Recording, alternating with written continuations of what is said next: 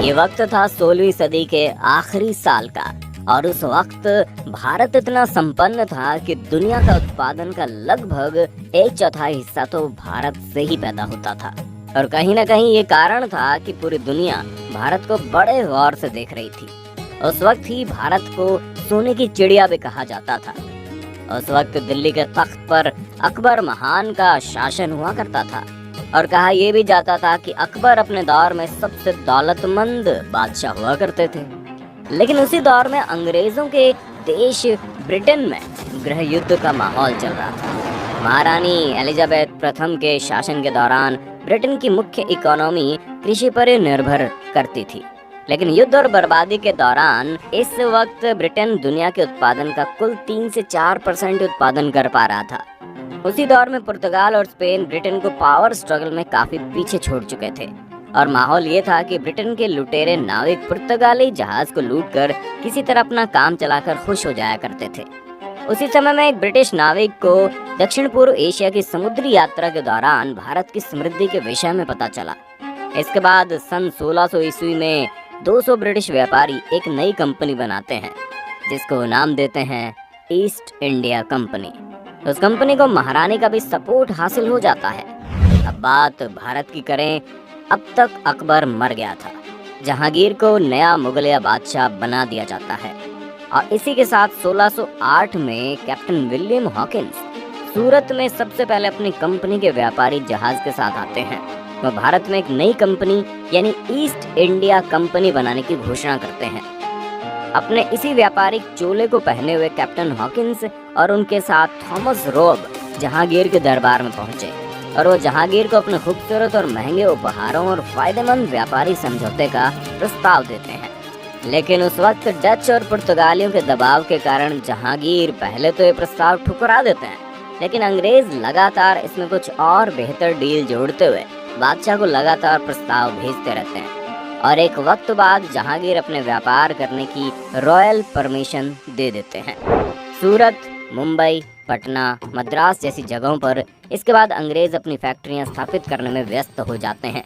इन फैक्ट्रियों ने लगभग सबको आकर्षित करना शुरू कर दिया था। कई भारतीय व्यापारियों ने भी इन फैक्ट्रियों से जुड़ना शुरू कर दिया। अपने व्यापार को फैलता हुआ देखकर अंग्रेजों का लालच और बढ़ जाता है और वो सत्ता को हथियाने के लिए मुगलों के खिलाफ 1686 में एक जंग छेड़ देते हैं जिसमें उन्हें मुगलों से करारी हार का सामना करना पड़ता है। और शायद यही हार थी कि अंग्रेजों का दिमाग खुल गया। उन्हें अब नई तकनीक पर काम करना था जो कि था फूट डालो और राज करो। इस युद्ध के बाद उन्होंने औरंगजेब से माफ़ी मांगी और आगे ऐसी कोई हरकत न करने का वायदा भी किया। दरबार से उन्हें कुछ जुर्माना लगाकर वापस से व्यापार करने के लिए छोड़ दिया गया और यही माफ़ी मुगलों के खात्मे की एक बड़ी वजह बनती है। 1707 ईस्वी में औरंगजेब की मौत ने मुगलों को अपने से ही लड़ाना शुरू कर दिया। कई लोग सल्तनत के बादशाह बनने के लिए आपस में ही लड़ने लगते हैं। इस लड़ाई और संघर्ष के दौरान कई कमज़ोर शासक बादशाह बनकर मुगलों की ही शक्ति को कम करने लगते हैं और यहीं पर अंग्रेज़ों को अपने लिए एक मौका दिखाई देता है। 1717 में मुगल बादशाह एक बड़ी बेवकूफ़ी कर बैठते हैं।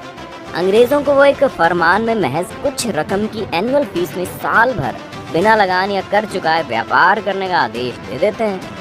इसी दौरान पर्शिया का बादशाह भारत पर आक्रमण करता है और यह आक्रमण इतना अचानक होता है कि पर्शियन सेना बड़ी आसानी से दिल्ली तक पहुंच जाती है। जब स्थिति कठिन हो जाती है तो मुगल बादशाहों ने 17 करोड़ रुपए, कई महंगे स्टोन और एक पिकॉक स्टोन देकर किसी तरह से दिल्ली को बचा लेते हैं।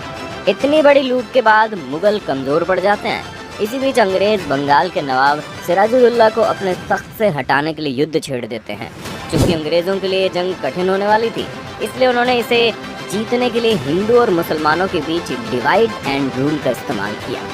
प्लासी के युद्ध में सिराजुद्दौला को हराने के बाद अंग्रेज उन्हीं के सेनापति जो अंग्रेज़ों के साथ मिल गए थे उन्हें बंगाल का नवाब बना देते हैं। 1764 के बक्सर युद्ध में अंग्रेज बंगाल के नवाब, अवध के नवाब और मुगल शासक शाह आलम द्वितीय की एकल सेना को हरा देते हैं। निज़ाम और मराठों के साथ भी अंग्रेज अपनी ऐसी नीतियों का इस्तेमाल करके पहले उन्हें आपस में लड़ने के लिए मजबूर कर देते और फिर उन्हीं की कमज़ोर हो चुकी सेना पर आक्रमण करके उस रियासत के सभी अधिकारों को अपने पास सुरक्षित कर लेते। अंग्रेजों ने 18वीं सदी में खुद को सिर्फ कृषि तक ही नहीं रोका, वो काफी बड़े हिस्से के व्यापार और जमीन के इस्तेमाल पर लगने वाले टैक्स से भी कमाई करके अमीर बनते रहे। इसके लिए उन्होंने कई भारतीय जमींदारों को अपना खास बना लिया। एजुकेशन पॉलिसी के कारण भी देश के कई समाज सुधारक अंग्रेजों से काफी प्रभावित हो चुके थे, जो अंग्रेजों का साथ देने लगे। यही कारण था कि 1857 की क्रांति के दौरान भी अंग्रेजों को बहुत ही जमींदारों और एलीट लोगों का साथ प्राप्त हुआ, जो आगे चलकर अंग्रेजों की जीत की वजह भी बनी। इस क्रांति में जीत के बाद आखिरी मुगल बादशाह बहादुर शाह जफर को अंग्रेज बंदी बनाकर रंगून की जेल में भेज देते हैं और उनके सभी बेटों को बड़ी क्रूरता के साथ मौत के घाट उतरवा देते हैं। इस तरह से मुगल और मुगल साम्राज्य दोनों का अंत हो जाता है। मुगलों के खात्मे के बारे में तो आप समझ गए होंगे, लेकिन अंग्रेजों को अगर इस पूरी कहानी में देखें तो वे इतनी दूर से आए थे और उनके लिए इस देश की परिस्थितियां बिल्कुल ही विपरीत थी। उसके बावजूद उन्होंने जिस तरह से असम में साम दाम दंड और भेद का इस्तेमाल करते हुए मुगल बादशाह और उनकी रियासत के राजाओं को पराजित किया, वो उनकी गहरी कूटनीति और व्यापारिक सूझबूझ को दिखाती है। आपकी मुगलों के हार के बारे में क्या राय है, कमेंट में बताइए। अगर आज की ये वीडियो आपको पसंद आई हो तो इसे लाइक करने के साथ साथ अपने दोस्तों और रिश्तेदारों में शेयर जरूर करना। अगर आप ये वीडियो YouTube पर देख रहे हैं तो चैनल को सब्सक्राइब करके बेल आइकन दबा देना